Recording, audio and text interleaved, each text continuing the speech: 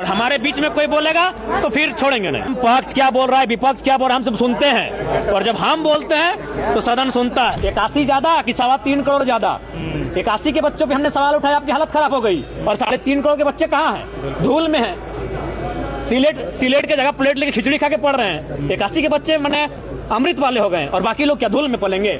आधो को तो मालूम ही नहीं चला कि हम कौन सा मुद्दा उठाए हैं, इसीलिए बोल रहे थे मैक्सिमम पढ़े लिखे छात्र मैंने विधायकों को भेजिए।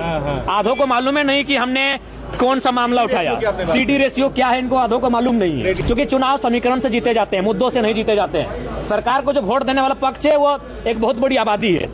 छात्रों पे गोली भी चलेगी तो छात्रों को दोषी वो ठहराएंगे और बोलेंगे हम 2029 में यही सरकार को बनाएंगे। विधायक है और रांची अपने आवास आएंगे और फिर आप DA लेंगे। आप यहाँ दिन में 100 रुपये में रसगुल्ला और हलवा खाएंगे और 18,000 रुपये पे महिमा मंडन हो रहा है। पूरा 3 दिन का सदन इसी पे बहस हो रहा है। जैसे आप झारखंड के 24 साल के झारखंड के लोगों को कोई वरदान दे दी 18,000 रुपया। तो आज इसीलिए हमने स्पष्ट कहा कि आपके बच्चे बाल में लगाएंगे बनफूल और गरीब के बच्चे लगाएंगे धूल और आप महिमा मंडन करेंगे। गलत बात है। जवाब नहीं मिला जयराम। जवाब किसमें है? जयराम महतो के सवाल का जवाब दे सके? देश करे सार्वजनिक करे, तमाम 12 के 12 मंत्री पहले सार्वजनिक करे कि उनका बेटा उनकी बेटी कौन स्कूल में पढ़ते हैं, उनका फी क्या है, करे सार्वजनिक। लेकिन क्या जयराम जी पहला सत्र कैसा रहा आपके लिए? एकदम शांत रहते हैं। देखिए हम बीच में नहीं टोकते हैं। हम पक्ष क्या बोल रहा है, विपक्ष क्या बोल रहा है, हम सब सुनते हैं और जब हम बोलते हैं तो सदन सुनता है और हमारे बीच में कोई बोलेगा तो फिर छोड़ेंगे नहीं। CGL पर भी आप वैसी आक्रामक दिखे। बिल्कुल, क्यों नहीं दिखेंगे भाई? उस पर भी उदासीन जवाब रहा हो, क्यों नहीं रहेंगे?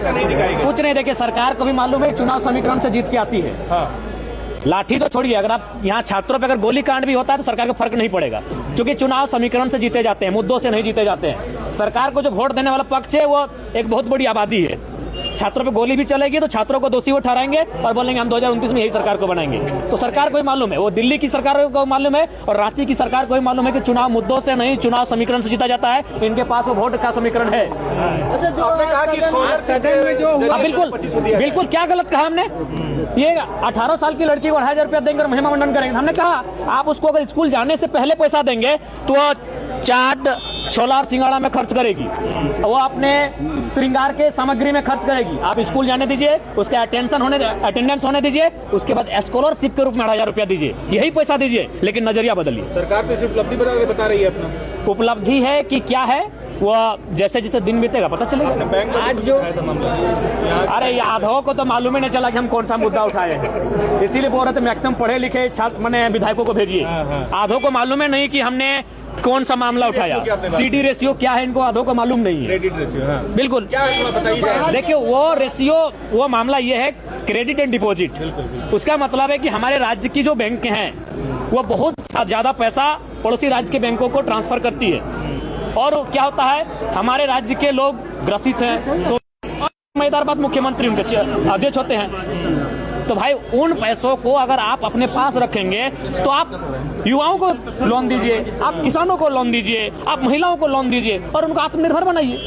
और RBI का गाइडलाइन कहता है कि 70% तक होना चाहिए। झारखंड का 36% है, बाकी जो स्टेट है वो 100% के आसपास है। तो आप तुलनात्मक अध्ययन में देखिए कि आप कितने पीछे हैं इन विषयों में। जयराम जी, आपने जो बच्चों वाला सवाल उठाया उस पर उनको तकलीफ हुई होगी। आपने कहा कि जांच होनी चाहिए। बिल्कुल, क्या तकलीफ है? 81 ज्यादा कि 3.25 करोड़ ज्यादा? 81 के बच्चों पे हमने सवाल उठाया, आपकी हालत खराब हो गई। और 3.5 करोड़ के बच्चे कहाँ हैं? धूल में हैं। सिलेट के जगह प्लेट लेके खिचड़ी खा के पढ़ रहे हैं। 81 के बच्चे मैंने अमृत वाले हो गए और बाकी लोग क्या धूल में पलेंगे? बिल्कुल जांच होनी चाहिए, तभी सरकारी सिस्टम दुरुस्त होगा। नहीं तो कोई बजट का मायने नहीं है। कोई बजट का मायने, आप कितना भी अच्छा सुंदर बजट क्यों ना लाएं, वो भ्रष्टाचार की भेंट चढ़ जाएगा। पिछला बजट का आपने भी जिक्र किया कि यूज नहीं हो पाया, फिर बिल्कुल जब प्रथम अनुपूरक बजट यूज हुआ ही नहीं तो फिर द्वितीय अनुपूरक बजट जो लेकर आप आए हैं ये केवल और केवल मंत्रियों की शान शौकत बढ़ाने के कार्य आएगा। जयराम जी।